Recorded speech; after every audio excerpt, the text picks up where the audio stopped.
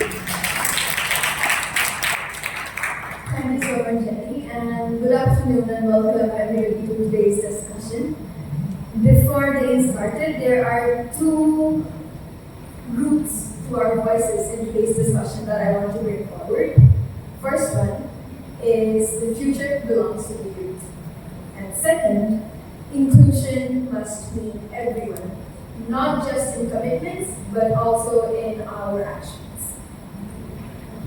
In Bangladesh, I come from Bangladesh, the youth aged 18 to 35 take up 1/3 of our population. And in terms of persons with disabilities, it matches the global percentage of 10 to 15%, even though our national consensus tells a different story. So there is a disparity in the actual data that are being presented about persons with disabilities. And that basically means that young Bangladeshis, women, girls, persons with disabilities, everyone is already confronting climate crisis. And we are not just the victims, we are the solution makers, right? We demand our right to be included, equipped, and empowered. And I speak today to you as a youth activist from South Asia, a region where monsoon, flood, heat waves are met with inequality, patriarchy, and disinclusion.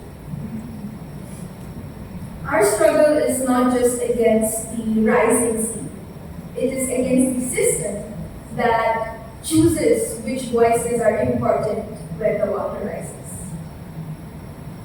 Let's imagine a cyclone warning system designed without accessible alarms, sign languages fail persons with hearing loss, a flood recovery plan that omits ramps, and accessible shelters leave persons with disabilities stranded. A youth skill program that ignores digital accessibility misses the next generation of climate entrepreneurs. But guess what?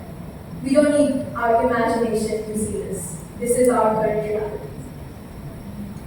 And thus, this is an urgent need to bring change to this narrative that, as it is central to resilience.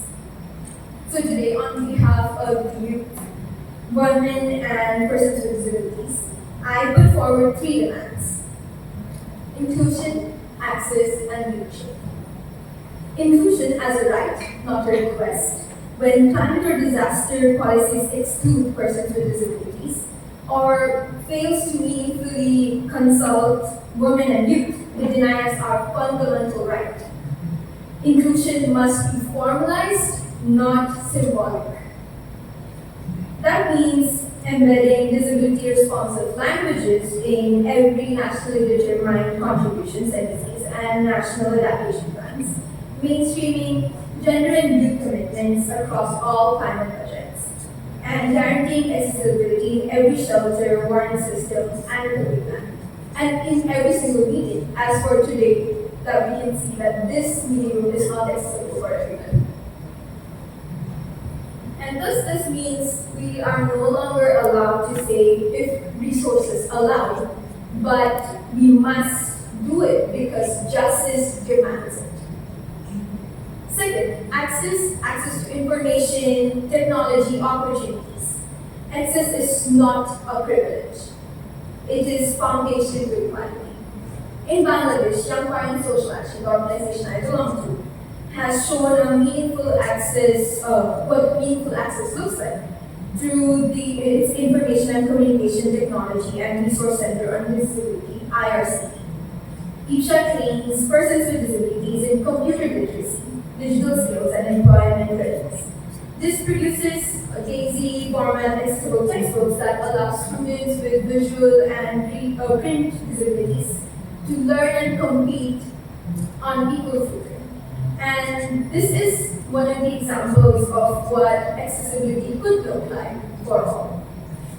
We must replicate and finance such sort of initiatives around the world and make it mainstream for accessibility to become the new norm. Third, leadership. leadership with seats, votes, and voices. So representation without power, as she previously mentioned, is tokenism. And youth, women, and persons with disabilities must not just be invited to a consultation, but they must lead them.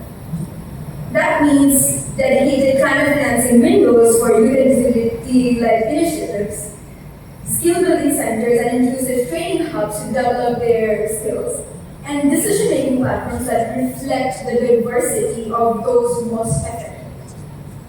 We are not the future, we are the present. Trust us, fund us, include us. So our call to action from this board to the governments to integrate disability, youth, and gender indicators into all national climate frameworks and monitor them publicly. To financiers and donors, commit to accessible finance, where funds reach grassroots youth, women, and persons with disability-led initiatives. To civil society, partners with inclusive networks, amplify diverse voices, and hold system accountable. True inclusion means designing a system that allows all individuals to start without being at a disadvantage. And we are the largest generation of youth in Bangladesh's history. We are ready with ideas, skills, and solidarity. And we'll keep this activism alive. We demand inclusion, not as charity, but as our right. We are here, we're working today, we are the present, and we're shaping the future. Inclusion is essential for living up to the promise made at the United Nations 2030 Agenda for Sustainable Development. Leave no one behind. Thus, today I hope that when we leave this room, the voices raised here, the stories shared here, does not just remain as a memory to us all, but we take it back and go to each of our arenas and spread the message to leave no one behind and include us all because it is our right. Thank you so much.